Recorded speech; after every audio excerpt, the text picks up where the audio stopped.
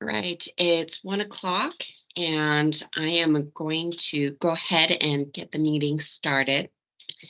My name is Mariana Hung-Peavy. I am the Grant and Loan Bureau Chief here at Idaho Department of Environmental Quality.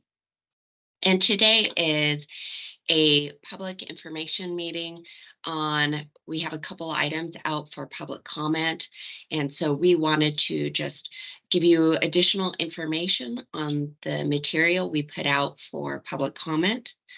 I do want to clarify that, again, this is just an informational meeting.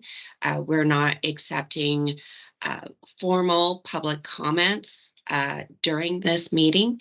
If you would like to make a formal comment, you would need to do that uh, in our um, DEQ webpage.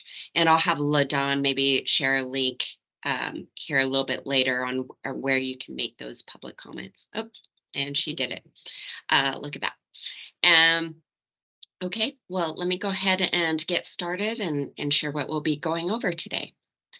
Um, I will be going over the items that we put out for public comment, but I do want to give some general funding updates, things, what Idaho DEQ is receiving, and a little bit of what we're anticipating in the future. And then we'll get a little bit more in depth with our intended use plans and priority list and fundable list. This will include the SRF one and the leading Idaho funding. And then we'll go over some items that are out for public comment with the customer handbook for our program. This handbook is something you'll need in order to definitely help walk you through our funding requirements and then what's needed once you receive some of the funding.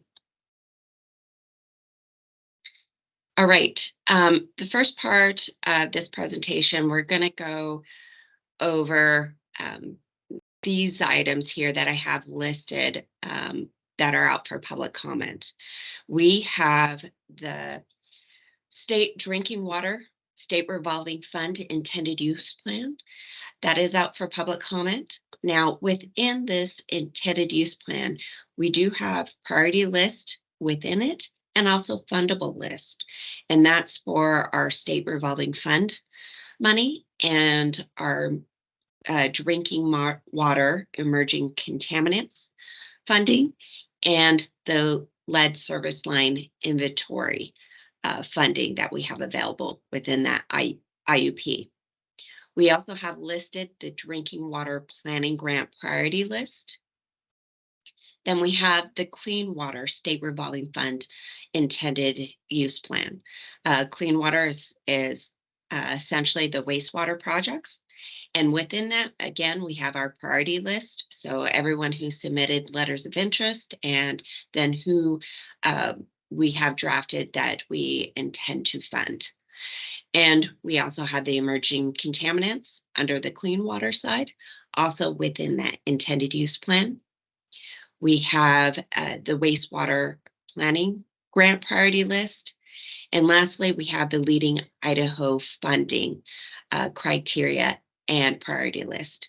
And within that priority list, we do also list out who we are intending to fund for our next state fiscal year. And so that's fiscal year 2024. Now, I want to kind of jump in and give a big rundown of some of the funding that we have for all of these. The first one for this year, for all the planning grants, we have $1 million of Idaho, leading Idaho funding uh, that will help fund those priority lists we have. Please note that $1 million um, isn't going to meet all of the demand and request we received this year. I know the last couple of years we've funded all of the requests that we received for planning grants. This will be a little bit different. So I'll get into the specifics and what those lists look like and how you can interpret them a little bit later. Next, I wanted to share the funding we have for the Clean Water State Revolving Fund. We have $23 million available. This includes 2 grants that we're receiving. Now, our usual base grant, Clean Water SRF funding that we get every year was cut dramatically. So you will see here we're only receiving $3.6 million. Usually we receive between $8 to $10 million, but it was reduced to 3.6. This was because Congress took money off of the state revolving fund base amount to fund congressional uh, designated projects. Essentially, STAG grants, you may be familiar with the name or earmarks. Luckily, we still have the bipartisan infrastructure law funding for the next couple years, and we are receiving $10 million this next year. In addition to that, we do have some recycled dollars from previous loans paying back to us. So we're going to have $23 million available. I do want to note that this is subtracting money that we have set aside to fund current projects. There are some projects that have requested increases to fund their projects, so we did set aside some money to address in that, and it's all lined out in the intended use plan. Now, for the Clean Water SRF emerging contaminants, this is the first year that we are receiving these and putting these dollars out, and we're receiving $462,000 to put out this next year. We are anticipating next year receiving closer to $1 million.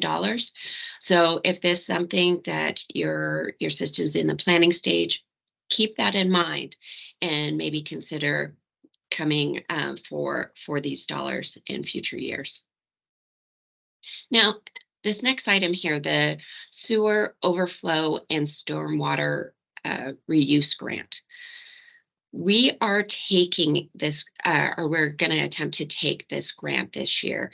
And this one's a little bit outside of the public comment request. We actually have to work directly with EPA of getting their approval on projects we want to fund. And I'll get into a little bit of how that works a little later in the presentation. But this year, we're going to be receiving close to $763,000. Now, this amount includes multiple years. We didn't take it in the past. We didn't quite have the bandwidth to do that. We're a little more staffed up. And so we are attempting to take those past grants and this year's grant. So that totals $763,000. Now, for the drinking water state revolving fund, we will have $39 million available. Again, that dollars makes up with recycled dollars and also 2 grants that we're receiving. Now, again, you will see here that the base amount that we're receiving is $4.9 million. Again, this is significantly lower than what we usually receive. This again was cut to fund STAG grants and earmarks. So we usually receive a little over $11 million a year, and it's now reduced down to $4.9 million. Luckily, again, we're still receiving bipartisan infrastructure law funding, and we're receiving $21 million. So that will kind of help offset in the meantime the reduction of the state revolving fund grants. Next part is drinking water state revolving fund emerging contaminants. We received $7.5 million. This is the first year we're receiving these dollars from the bipartisan infrastructure law, and we're looking to implement this out. I am anticipating this funding of 7.5 to continue for the next 5 years. They have been appropriated, and that looks like about the amount we're going to be receiving every year, along with the drinking water state revolving fund lead service line replacement dollars. And this year's first year we're taking it, we're taking in $28 million. Now, we're looking to put about $22 million towards projects. Uh, DEQ is going to take a portion of that to help get this program going, to provide technical assistance and also some assistance with inventories off of this grant. And Charlie will be going over that a little bit further in our presentation. Lastly, we have the Leading Idaho Future Funding, and we received $115 million from the state this year. As of right now, we're not anticipating any additional money for future years from the state. This was a kind of one-time funding as of last year was from the American Rescue Plan Act, where we did a similar presentation. This year, we're receiving Lead Idaho Future funding, and I just kind of want to say, as far as we know now, this is just kind of a one-time funding that we're receiving from surplus tax dollars. Now, kind of going into the next slide here, I know I'm kind of showing here what we have of funding coming in, but I really want to compare it to the demand. So this year we will have $62 million in state revolving fund to put out towards construction projects for drinking water, wastewater systems. And then we also have the $115 million from the Leading Idaho funding for projects. Now, the demand that we saw is definitely significantly higher than the money that we are bringing in. So we had $1.3 billion requested from us this year, specifically for just drinking water and wastewater treatment upgrades. Now, I want to kind of show here a little bit of the trend on demand versus funding, so you guys are all aware of what we're seeing here at Idaho DEQ when it comes to these projects. Now, this is going back from 2017. As you can see, we've always had a little bit more demand than we had dollars, but we were able to kind of stay in the game and really get the money out to meet the demand of the state. Then in our state fiscal year 2022, you can see it definitely changed. The demand versus the dollars we had was significantly different. And then, of course, for 2023 and 2024, again, we had over $1 billion requested of us. So in 2023, we had $1.4 billion requested of our program. Now, in that $1.4 billion, 500,000 of it, or close to 500,000 of it, was from a large community in Idaho and their request.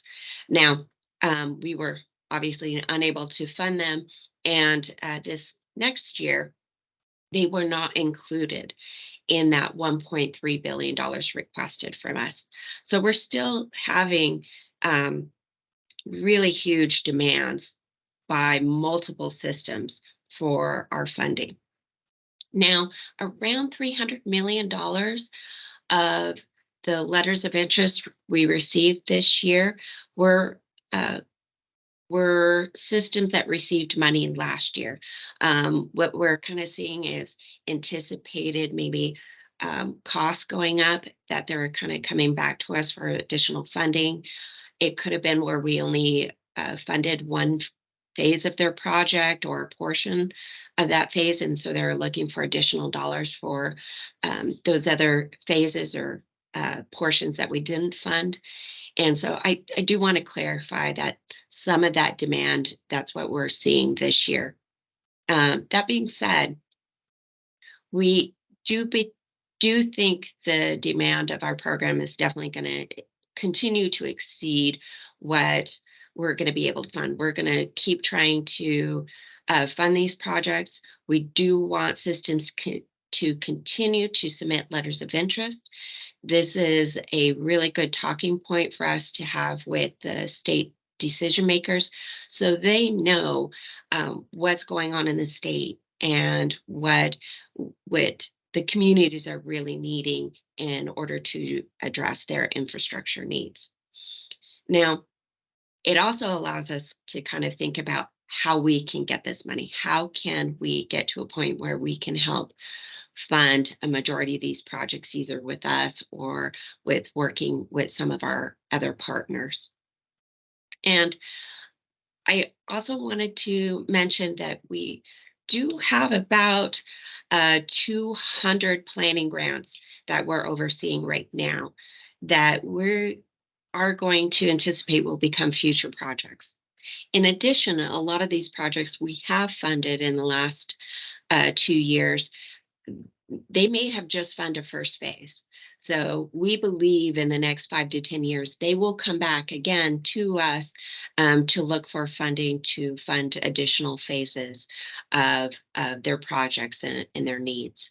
But I definitely want to put this out there to kind of show the state of the infrastructure needs that DEQ is seeing. All right. This next again, I wanted to go over the planning grants a little bit. We do have approximately $1 million for funding planning grants. So we're going to be putting 500,000 towards drinking water planning grants and 500,000 towards wastewater planning grants. So we're starting to get back to what normal course of funding has been for planning grants. Previously, before some of this additional money came into us, we were putting out around 350,000 uh, for these projects. And then with that, we had some caps to how much we would fund towards the project. We would, of course, max could only do 50, but sometimes we wanted to also max out the amount of the grant that we're actually giving. So in these priority lists, what you're going to see is the total project cost and then the amount that DEQ is willing or could grant out to these projects. Now, we're listing it all out. We do work these priority lists quickly and as efficiently as we can. What that means is that all the projects we're going to fund are denoted by an asterisk. So you'll see the ranking and then an asterisk on that listing. That means those are the ones that we're planning on funding. And then we included the funding source as well. Now, if your system does not have an asterisk by there, you will, as of right now, we do not have money to fund your planning grant. Though we've left the DEQ amount because if money comes available or if someone opts out of a planning grant, we will move down the list quickly to try to get out all of that $500,000 this year for each of those priority list. So that is how we displayed those lists. Now, these are draft lists. We will go out for public comment. We'll then finalize these lists, present it to DEQ board for approval on June 21st. Once we have final approval from the board, we will send out formal notifications to everyone who submitted a letter of interest for a planning grant. Something else that I kind of wanted to show here is, again, please take a look at the funding source. And what we're putting here is Leading Idaho money on a lot of these grants. Now, the Leading Idaho dollars, we're going to stick to the state dollars out of the Leading Idaho funding that we received. We received a little bit additional ARPA money, but we're going to focus here on the state dollars for the planning grants for this year. The reason being is that the American Rescue Plan Act, ARPA dollars, have very tight deadlines on expenditures.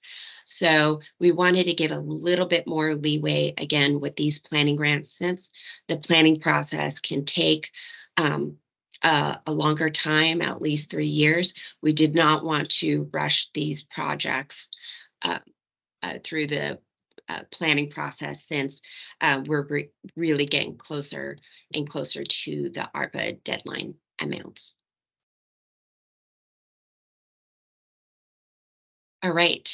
This next slide is on this sewer overflow and stormwater reuse grant. Again, this is not out for public comment, but the reason why I wanted to discuss this is because many of you submitted a letter of interest for this funding. And the funding, we're focusing these grant dollars on stormwater planning documents and for I&I work.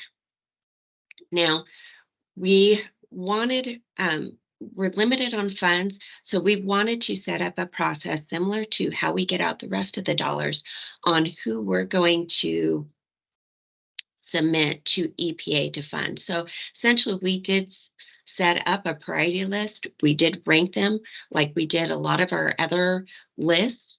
And then we're going to take the top ones that meet the grant requirements and the amount and submit it to EPA for approval for funding.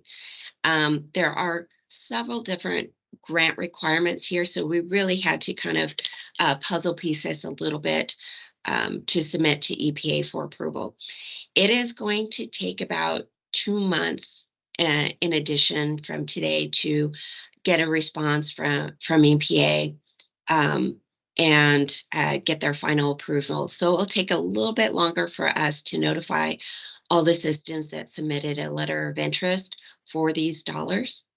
But again, I want to also point out that there is a match requirement with these dollars, and we're definitely trying to work it so it is as cheap as possible for the systems who are requesting these funds. So more to come to those who submitted letters of interest for this grant, but we are working closely with EPA on finalizing this work plan so we can get the money to you all. All right, now I'll pass it over to Charlie Parkins to speak on the intended use plans. Thanks, Mariana. Hello, everybody. My name is Charlie Parkins. I am the grant loan supervisor for the Idaho DEQ. The first thing I'm going to be talking about today is the IUPs. For those of you that are familiar with our process, we run on an annual cycle, meaning back in October, we kind of open up the letter of interest so systems can fill those out and get those submitted. We take all those letters of interest and we rank them from top to bottom. And then we develop the IUP and the grant priority list and put that out for public comment. So that's kind of where the stage we're at right now. The IUP is actually a great resource for a lot of information, everything from 30,000 foot view all the way down to some detailed stuff that the systems or engineers might need. A few things that you can find in the IUP is the availability of funding, how we come up with the funding, the program goals, short-term and long-term goals. If you're looking to get emergency funding, we have the emergency funding criteria, the principal forgiveness criteria and how we develop that, and then obviously the attachments that are towards the end of the IUP, which includes the systems that we're going to be funding, along with a comprehensive list of all the systems that submitted letters of interest. So the IUP is actually a great resource. And if you're not familiar with it or not familiar with what's contained within it, it is a good item to kind of keep at your disposal so you know how the DQ program works. Next slide, Mariana. So as Mariana mentioned, we're getting a lot of new pots of money this year, and the lead service line is one of those new pots of money. The lead service funding is an effort to continue to remove lead service lines from the infrastructure, along with running tangentially with the lead and copper rule. It makes sense to provide some lead service funding to get to those stages. The purpose of the lead service funding is everything from investigating, planning, design, replacement of lead service line funding or lead service lines. One of the caveats that will be important is it needs to be a full lead line replacement. No partial lead line replacement is going to be allowed. One of the key aspects of the lead service line funding is it comes with 49% principal forgiveness. So you can see here on the list, a majority of the systems will be eligible for principal forgiveness. Um, but the system built will be responsible for the non-principal forgiveness portion. So if in a typical situation would be if a system needs to pass a bond or get judicial confirmation or even self-fund, that will be the responsibility of the systems who decide to move forward with the lead service funding. Um, as Mariana mentioned, we're going to get about 28 million over the next few years. So hopefully we can continue to, build upon the inventories that are going to be done and continue to do more lead line replacements. So that is one of the new pots of money that we're getting this year. Next slide, Mariana. So again, a new pot of money is the emerging contaminants. Like Mariana said, on the wastewater side, not a whole lot of demand yet, and there isn't a whole lot of availability. I think it was like 450,000 this year, and then it will bump up to about 1 million next year. And then on the drinking water side, it's around 7 to 7.5 million. Again, the focus is going to be for PFAS, but if you have emerging contaminants or think that you have a project that would be eligible for emerging contaminant funding, please let us know. The good thing about this is the emerging contaminant funding is 100% principal forgiveness. So free money is good money. And there's a wide range of what you can use the money for. Everything from planning, investigating, all that kind of stuff, up to full-on capital projects addressing emerging contaminants. So, like Mariana said, we kind of hope to build this up over the next few years. This first year, not a whole lot of demand, but I think as we move forward, we'll be able to expand and use these funds a little bit more efficiently, especially with it being all 100% principal forgiveness. So that's a nice benefit. The next new pot of money again is leading Idaho funding. Last year, you might remember, we were giving about $300 million for ARPA funding to plug into the DEQ system. It was well received by the governor's office, by the systems. It worked well. We're towards the end of the fiscal year and nearly all of the ARPA money is gone. So I think that probably contributes to why we were able to get some of the leading Idaho funding. Next slide, Marianne. Yeah, go ahead and go through the bullet. So for the leading Idaho funding, we were given about 115 million total. About 75 million of that will go to 2024 projects. Shortfalls of about 39 million, as most of you know, between cost escalation and labor and all that kind of stuff. Bids have been coming in higher, so we decided to keep a chunk of that leading Idaho funding set aside for shortfalls.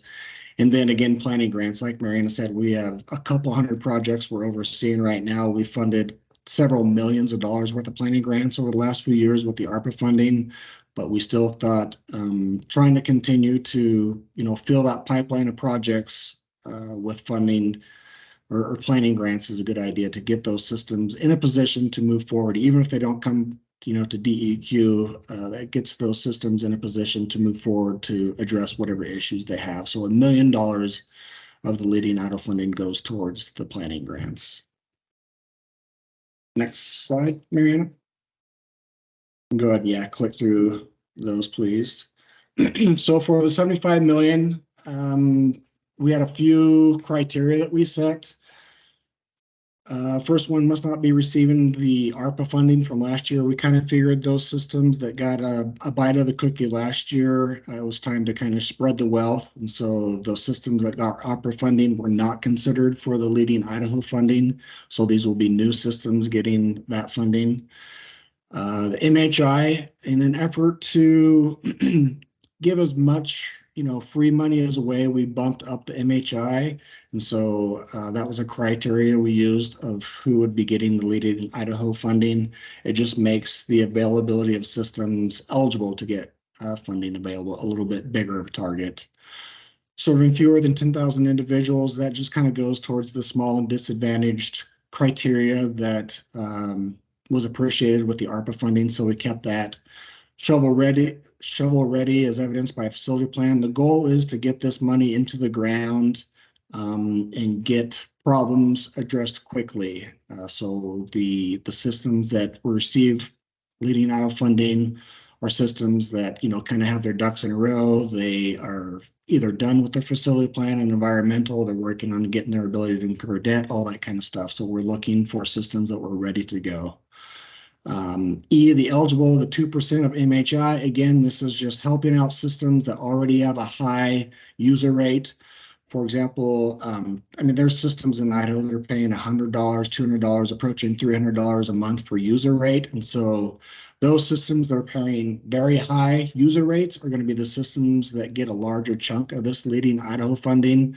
The systems that are below the state norm, the 25, 30, $40 a month user rate are likely to get a little bit less of the Leading Idaho funding. And that's all just an effort to help out those systems that are, paying a lot for user rates.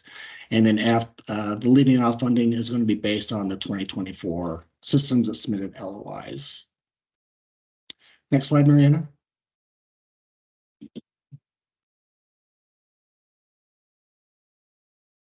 So again, this is the Leading Idaho funding priority list. I think we're able to fund about 16 projects. If you're on this list, I would advise you to also check out the normal drinking water SRF list. If you ranked very high, there's a chance you'll be getting a chunk of Leading Idaho funding and some of the drinking water SRF funding. It just helps round out the funding and get those systems in a position to move forward with their projects. So definitely take a look at the Leading Idaho funding and the drinking water normal SRF project if you're on there, because there's a likelihood that you might be getting funding from both sources. Again, if you're on this list, now's a good time to kind of get your ducks in a row, meaning, you're getting your financial control policies in place. If you need the ability to incur debt, hopefully you already have it, or you're pursuing bonds, judicial confirmation. You're figuring out how you're going to fund your project in whole. So definitely, as you're pulling up the fundable list, figure out what you need to do to get yourself in a position to move forward with the funding as soon as possible. Because like I said before, the object of this is to get the money into the ground as quickly as possible and get these systems either back up to where they need to be or addressing the issues that they have. If the systems are falling off or decline, don't meet any deadlines, which I'll talk about a little bit later, then those systems will be bypassed. And like Mariana said, we are going to be actively working these lists and making sure that we can get this money out onto the street as quickly as possible. So keep that in the back of your mind as you're, getting your items ready to go. And as the fiscal year starts, we're going to try to get this money out as quickly as possible. So that's the Leading Idaho funding list. Mary, if you could go ahead and click through the next couple of things on the construction shortfalls. Again, like I said, we set aside some money for construction shortfalls. Again, this is going to be for material and labor cost overruns. The criteria, again, is going to be similar to what we've had in the past. It's going to be for 2024 projects. It's going to be for systems that have bids in hand. Estimated cost or opinions on cost isn't going to work. We're going to need to see bids in hand in order to be eligible for the construction shortfall funding. Another thing is there's DEQ isn't the only funding source out there. We're going to want to see that systems are pursuing whatever funding they can get. We also want to see that if there's any fat to be trimmed on the facility plans or the project that you're going to be moving forward with, AKA value engineering. We'll want to see that that has occurred before you're going to be eligible for construction cost. Full project necessary for compliance purposes. We're going to want to make sure that if phasing doesn't work and you've tried value engineering it and all that kind of stuff, and you're still short, you have bids in hand. We're going to want to see that it's absolutely necessary for the project that you get this, extra cost, this extra construction money for the project. There's not going to be any fluff or anything like that when it comes to these construction shortfalls.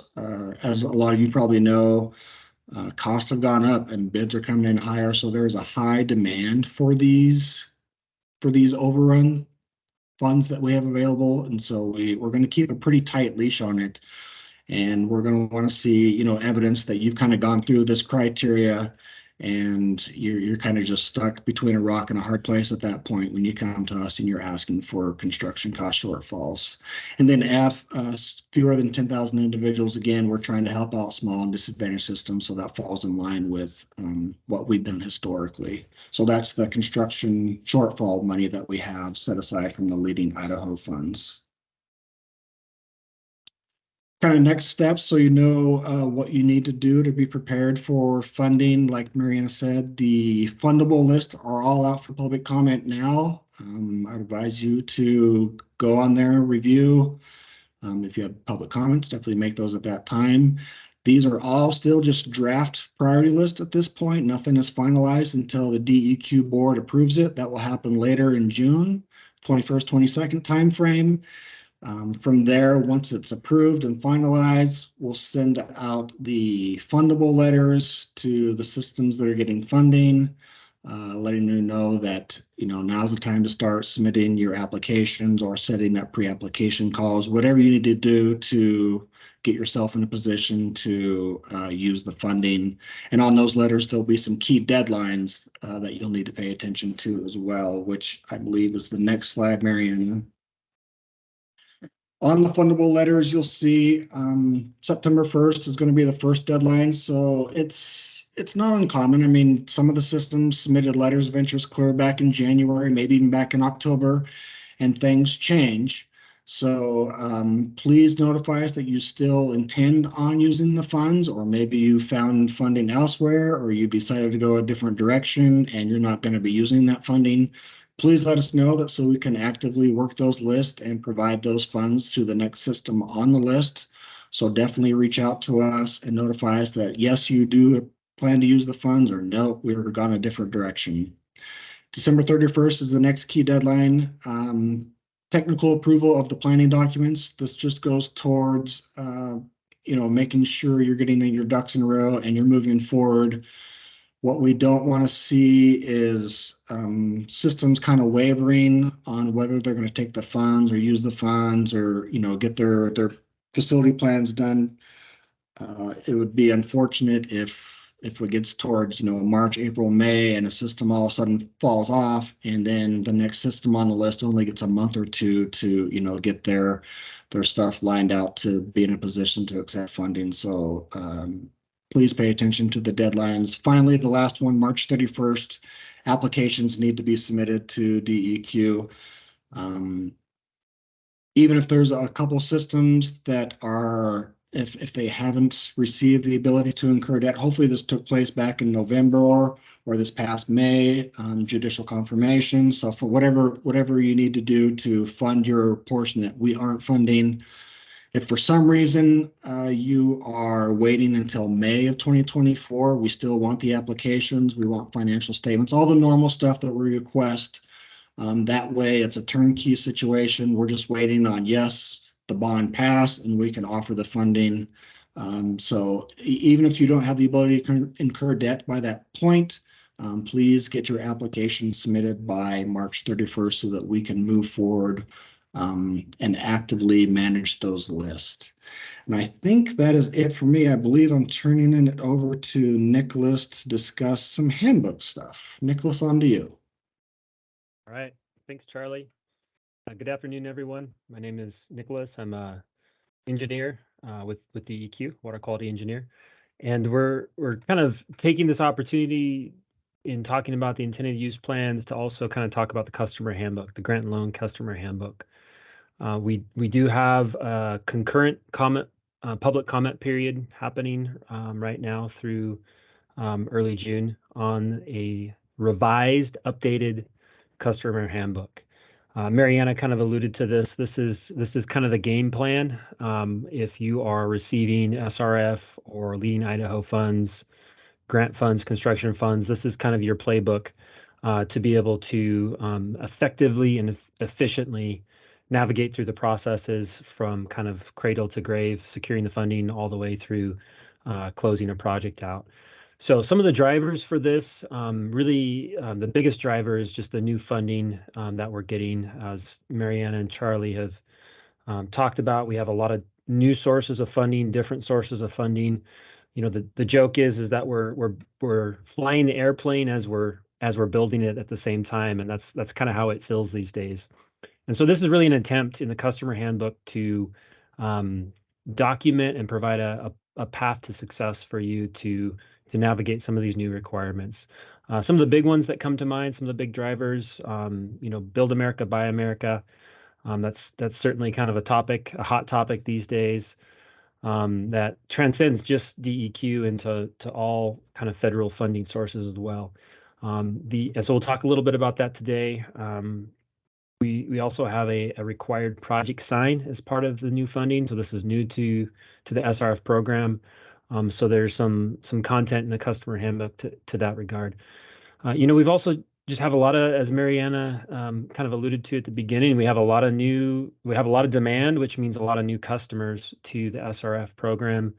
And we have a lot of new DEQ staff. And so keeping this customer handbook up to date, trying to answer questions that we receive, common questions, hopefully really helps kind of with that continuous improvement and effective delivery of funding solutions and ultimately projects. And so those are kind of the big drivers, and we're going to kind of walk through a little bit more of the details of this to give you a little bit more flavor.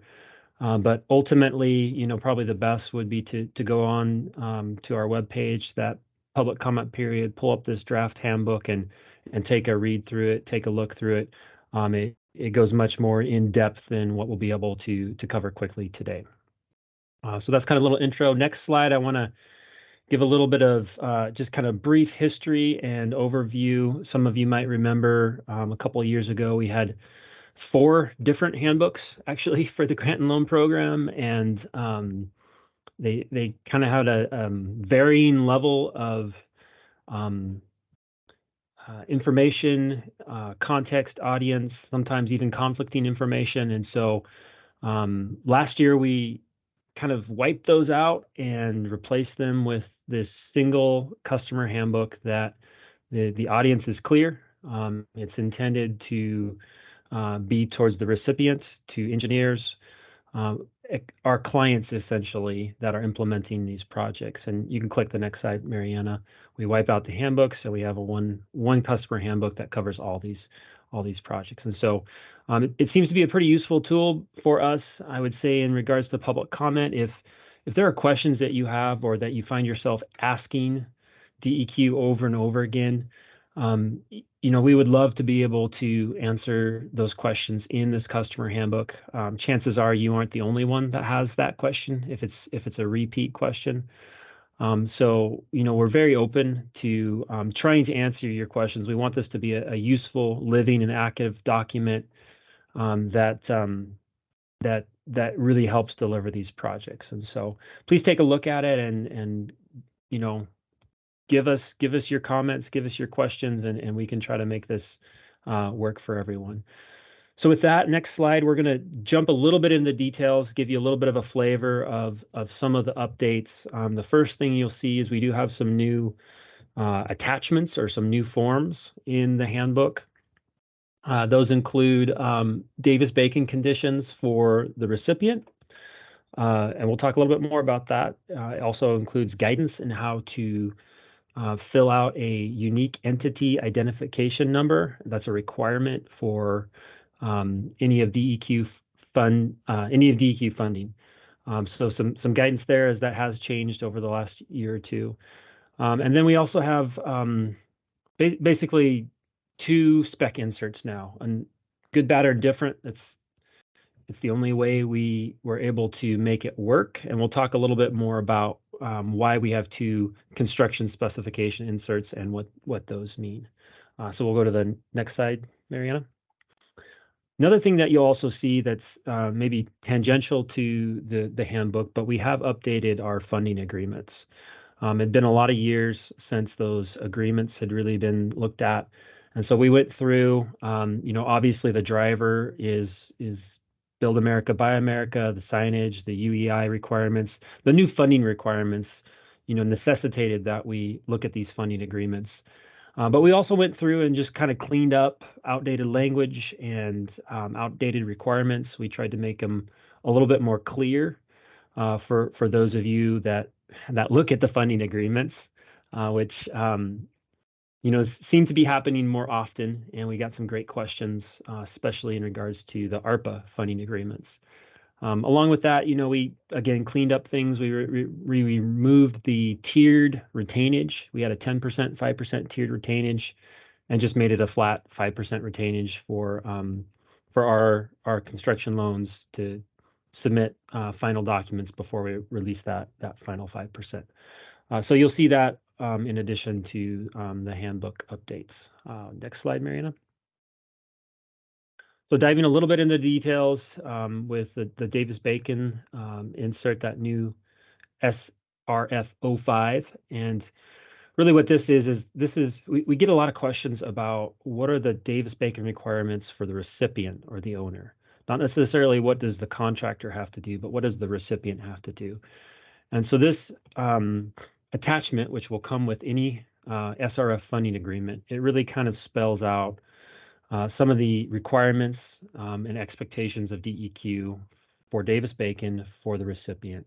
So that includes things like the wage decision included in the bidding documents, what that needs to look like when requesting additional labor classifications, what needs to happen there, payroll and labor interviews. We always get a lot of questions on that.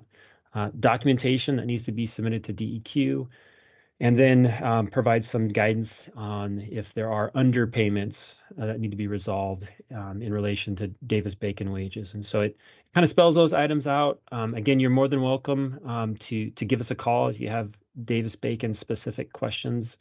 But this is intended to kind of capture that 80%, of those questions of what's required of the recipient should be captured within this form. Next slide. Okay, so another update that we're excited about in the handbooks is we typically our planning grants are typically funded with, not always, but often, I'll say often, funded with different funding agencies. So common would be USDA RD, or maybe Department of Commerce. Army Corps a lot of times will bring some funding to the table when we're developing these planning documents. And so back in 2016, there was a interagency facility plan memorandum, which kind of attempted to incorporate everybody's requirements kind of into one kind of outline checklist format. And the feedback and the kind of the results that we saw is nobody used it, nobody really looked at it. And so it didn't really provide a lot of value. And so in talking with our funding partners, our sister agencies, one of the things that we decided was we were going to update DEQ's planning document checklists to incorporate the other agencies. And so that's what we did. You can click next, Mariana, and that'll pop up kind of what that looks like. You can kind of see here that we've got essentially the first thing would be identifying who's funding this project. Is it DEQ, RD, block grant, Army Corps, a combination thereof? Kind of gives everybody an idea of who's going to be looking at this facility plan. And then along with that, we worked with these funding agencies to incorporate their specific requirements that might be above and beyond the expectations of DEQ for a facility plan. And so you'll see, if you look through the checklist, what you'll see is there are a few items, not a lot, but there's a few items that are denoted as agency specific. For example, RD requires a detailed O&M budget. They required that the equivalent dwelling units be identified by connection type and a very detailed short-lived assets table. And so we included those things in these checklists, and they're denoted. And so the idea being for a planning document, if you follow these new checklists, you hopefully won't have to worry about RD coming back and needing additional information should you choose to use them down the road for funding. So again, that's the intent of this. If it doesn't work, we'll figure something else out. But I think it will provide a lot better resource for preparing these planning documents. All right, so moving on to the spec inserts, talk a little bit more about why we have two SRF spec inserts. So unfortunately with BABA and the project sign, it's fortunately, I guess, or unfortunately, depending on how it plays out, not all SRF projects moving forward will have BABA requirements or a required project sign. Only the projects using direct pass-through EPA funding. So if it's recycled state dollars, or if it has, for example, then BABA won't apply to those projects. And so we're left with a scenario where even though American Iron Steel and BABA have reciprocal clauses, so BABA will satisfy the requirements of AIS, AIS will satisfy the requirements of BABA for iron and steel components. Even though there's a reciprocal component to those requirements, we will have two different types of projects moving forward. We'll have a BABA project or we'll have an AIS project. We'll have a optional project sign or a required project sign. And so really the only way to do this is to have two spec inserts.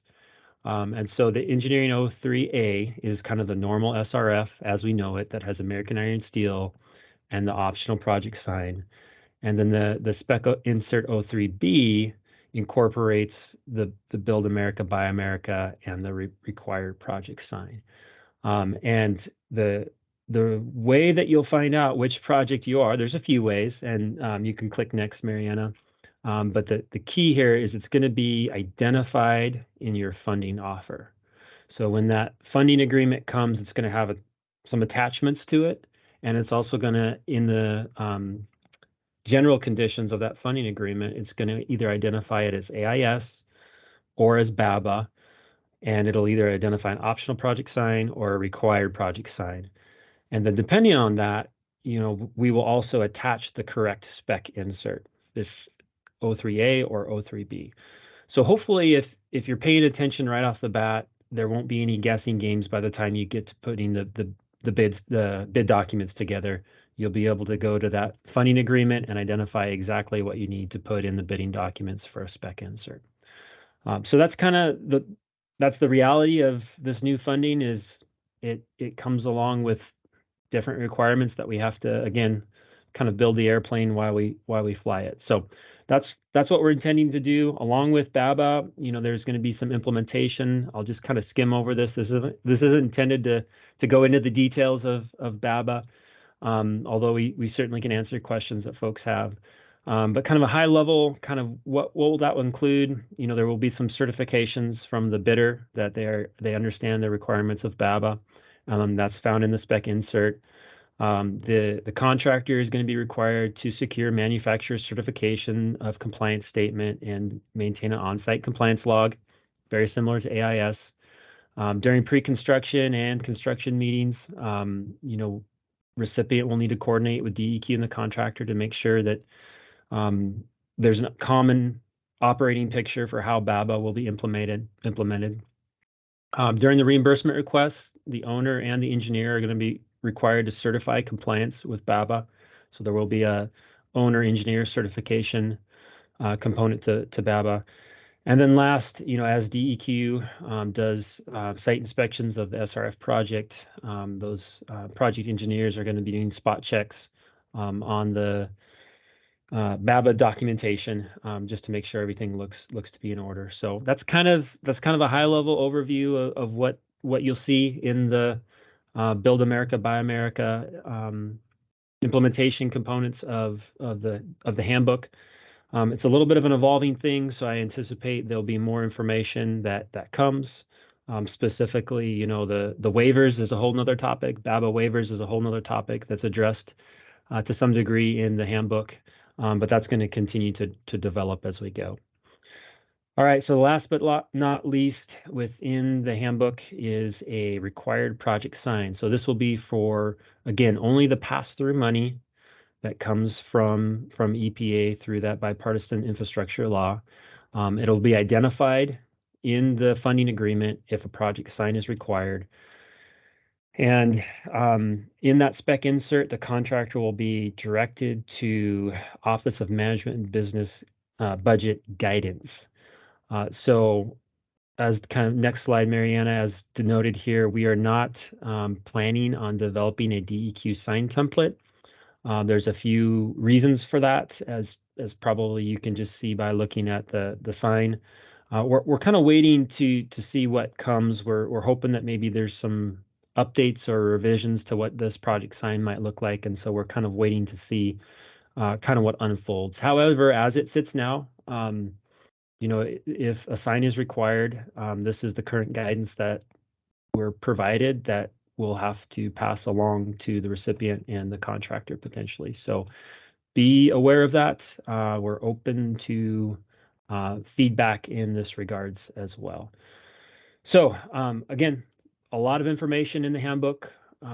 There's quite a few updates. You know, as always, you know, we're doing our best to wrap our minds around all these moving parts and pieces and these requirements that are coming at us, and trying to kind of reduce it to a digestible and also manageable to actually implement on the project side of things. So that gets us to the end. We'd love to, again, I'll remind you that we can't take formal public comments at this time, but we would love to answer any informal questions, or if you have any discussion items that we can clarify for you right now, we'd love to open it up for that right now. You're welcome to unmute and ask, or you can put it in the chat and we will manage that as well. Yeah, you can raise your hand, but it looks like I do see one comment in the chat in regardings to the funds that we have set aside for the shortfalls. So the money that we put aside for the shortfalls, just so you guys know, is out of that $115 million that we received from the state, about 23 million of it, or 25 million of it, was ARPA funds. So we included that in that 39 million that will be available to projects that we have already funded, and also for those on the fiscal year 2024 list.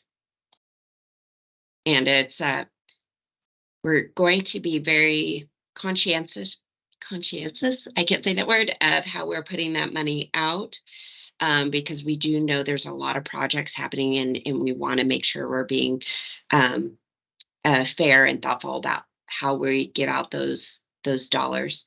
But it will be kind of a first come, first serve on that funding. The next comment here is, when do you anticipate funds would be available, and what are the impacts if a community needs to pass a bond to access a loan but hasn't yet? So the funding that we put out is based on a fiscal year. So we do plan or we'll see that folks will go for bonding maybe in November. If that doesn't happen, we will work with the community, but they do need to be able to incur debt within that fiscal year in order to receive those funds. Kind of how we already handle it with the state revolving fund dollars. If it falls through, we do suggest that they try to get on the uh, next fiscal year's list, um, just for more opportunities to go out and be able to incur debt and get grant or loan dollars from our program.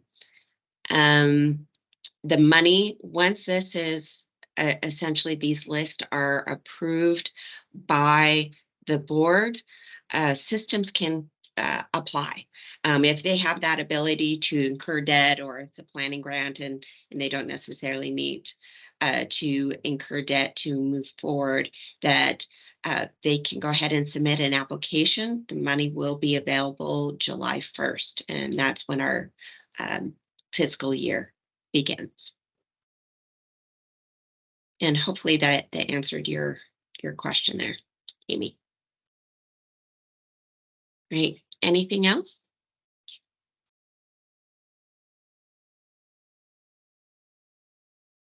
Okay, well, we did have on the slides, we had myself, Charlie, and Nicholas's email. We do have a general email for our program as well that is on all the documents that we have out for public comment, but it's grants.loans@deq.idaho.gov. If you don't know exactly who you need to be addressing your question to, you can go ahead and send an email to that email address, and we'll get it to the person who can answer your question and help you along. So again, we'll be awaiting your public comments on everything we have out. We'll address it and then present our final draft to the board for approval and notify everyone as quickly as possible. But I'm going to wait and make sure that no one else has any questions before signing off. And I do see Christina, it looks like you have another question. Go ahead and speak. Always have questions. Thank you. Of course you do. For the presentation. Yes. Really quick on the public comment, would you prefer that we as the consulting engineer or our communities, if they have comments, would you prefer those just to go through that comment on the website or can we send in formal letters like we've done in the past? What would you prefer? We will accept formal letters, but definitely just for timing, we do have to turn this around fairly quickly. So emails, great, but we do put all the formal letters that we receive on the list, and we do present it to the board. So however you think you guys can get it to us quickly, so the board members are able to see that. Thank you, Mariana. Mm-hmm. All right. Anything else from anyone who's attending? So, Mariana, oh yes. this is Andrew Kimmel. I was looking at one of the LOIs that we submitted, and the numbers you guys have on the draft list don't match up with the LOIs. So do you want to send that through the comment email and try to figure it out, or just call one of you guys to just see where the numbers got pulled? Because they're not adding up right. Okay. Yeah, definitely. Either way, definitely if you kind of anticipating you wanting some back and forth on it, you can email it to us. Just kind of in the email, you can say, this is a little bit of a formal comment. We'll make sure to include it as well, especially if we need to make some changes. Also, I know some of you, if you do want to see a copy of how we rated any of these letters of interest, a public records request can be done, and we can get you a copy of that rating form and how we came up with those points and figures. All right, anything else? Okay, well, this presentation, again, has been recorded, and we will post it on the Idaho DEQ YouTube page. There is a SRF program playlist that has tons of our videos. So if you just want to watch all the other videos for fun, it's available to you as well. All right, it is 2:05. I will go ahead and end this presentation. Thank you all for attending, and I'm sure we'll all be talking again soon.